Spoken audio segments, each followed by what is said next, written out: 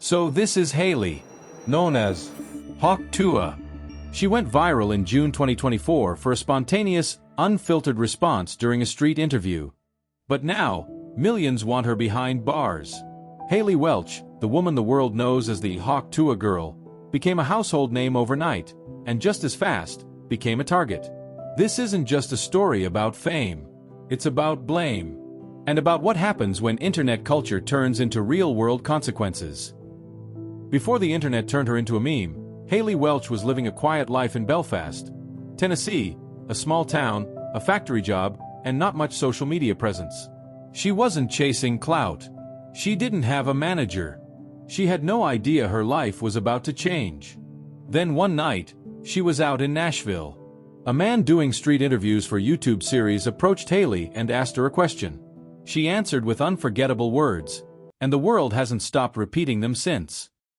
What's one move in bed that makes a man go crazy every time? Oh, you gotta give it better. When that 5-second clip hit the internet, it didn't just trend, it exploded. Within hours, Haley Welch was everywhere. TikTok flooded with duets and remixes. Twitter turned her line into a catchphrase. Instagram memes popped up like wildfire. YouTube creators analyzed her delivery like it was a Super Bowl commercial. And just like that, Haley Welch, a woman with no PR team, no brand strategy, no fame blueprint, became a viral icon. Not because she planned it, not because she tried, but because the internet decided she was funny, raw, and unforgettable. So she did what many would. She leaned into it. She launched a podcast called Tuah. Oh my gosh, thank you so much. This is your first podcast ever, first anything ever. Yes. Created merchandise. Appeared in videos with major influencers. She became more than a clip. She became a brand.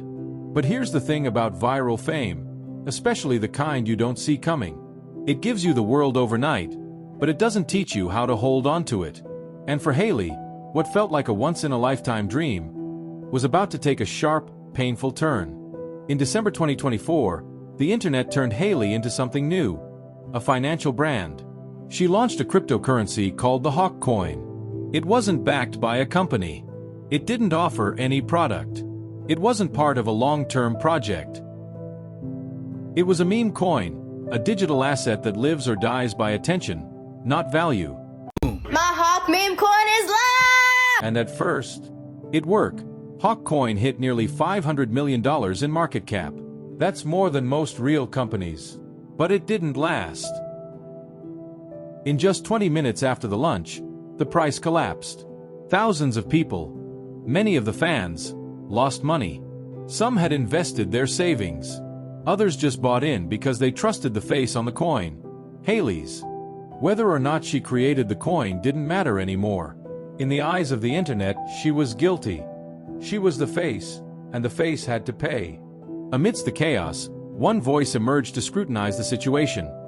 Stephen Fine-Diason, better known as CoffeeZilla. Renowned for his investigative work into online scams, CoffeeZilla turned his attention to the Hawk Coin debacle. In a live stream on Twitter, CoffeeZilla confronted Haley Welch and her team, questioning the legitimacy of the Hawk Coin's launch. I'm raising my hand. Hey, guys. What CoffeeZilla? Hey, this is one of the most miserable, horrible launches I've ever seen in my life. Okay, then why the f are you on? I've been tracing it on chain for a while. You guys generated over $1 million in fees while y'all's fans got rug pulled. There was snipers, but there was also insider trading directly linked to y'all's creator account. What are you guys doing? No, that's not true.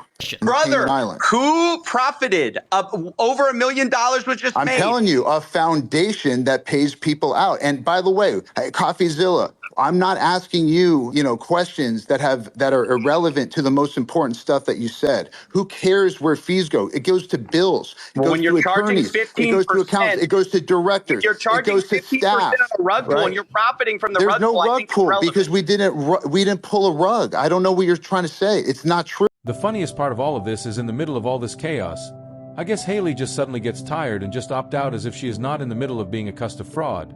Hey guys, I hate to interrupt you, Nick. Well, hello there. But anywho, I'm gonna go to bed, and I'll see you guys tomorrow. Okay. The backlash wasn't just online. The FBI and the SEC opened investigations. People accused her of orchestrating a pump and dump, hyping a coin to inflate its value, then cashing out while others were left in ruins. But the investigations found no wrongdoing. Haley hadn't launched the coin. She hadn't dumped it. She didn't profit from the collapse. She wasn't a criminal. She was just overwhelmed and unprepared for what fame had handed her.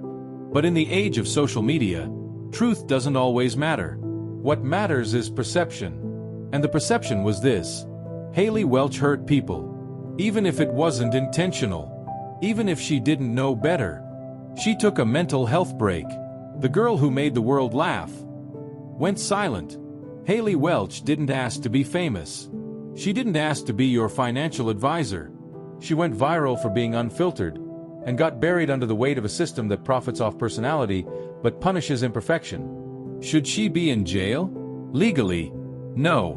But emotionally, many think someone should pay for what they lost. The question is, are we blaming the wrong person? This is the cost of internet fame, where attention is currency, and every meme can become a courtroom. Whether you cheered for her rise or cried during the fall, this was never just a joke. Subscribe for more interesting story like this.